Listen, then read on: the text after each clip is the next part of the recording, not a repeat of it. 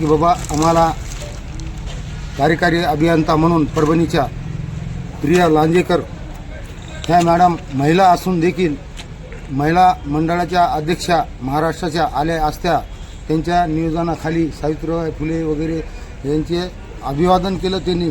अशा कार्यक्रमाला ज्या महिलावर अत्याचार होऊ नये, कोण्या महिलावर जाळपोळ होऊ नये, कमी वयामध्ये लग्न वाजू नये, अशा प्रकारे जो मार्गदर्शन केलं ते मला फार मनापासून आवडलेलं आहे.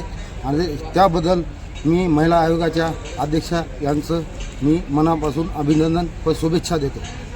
मला असं म्हणणं होतं, मांडलं मी समितीसमोर की जायकवाडीमध्ये महिला असून बी आल्या नाही, त्याच्या प्रतिनिधीमधून मी आलो. मला प्रतिनिधी म्हणून मी मनानं आलो.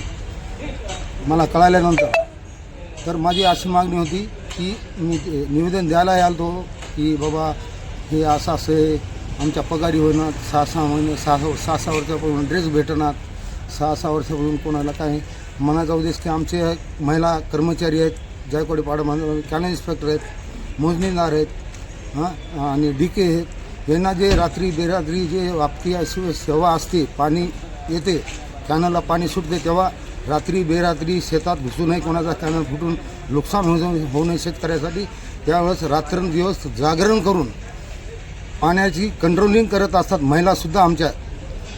त्यांना गणवेश देण्यात यावे. कारण असं आहे की हे गणवेश देत नसल्यामुळं आम्हाला चोर समजून शेतकरी वगैरे कोणी बी आम्हाला दरोडेखोर समजून मारतात. त्यावेळेस आम्हाला गणवेशच नाही तर मग त्याची ओळख कशी राहील.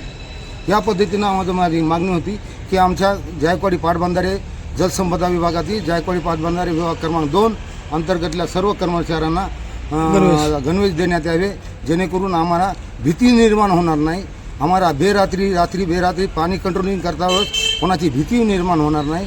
आम्हाला गणवेश दिल्यानंतर आमच्या खिशाला जायकवाडी अशी पाटी बिल्ला असा, पुन्हा ज्याला खाकी ड्रेस असतो जे की आपलं सामाजिक वनीकरण लोकांना असतात तसे आम्हाला ड्रेस असतात.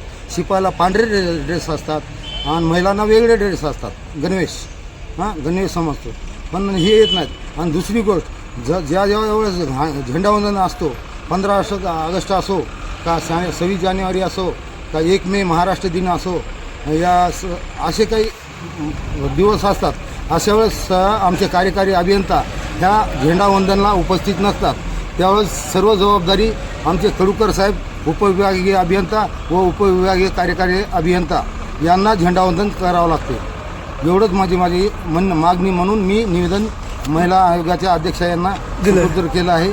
धन्यवाद. जय भीम, जय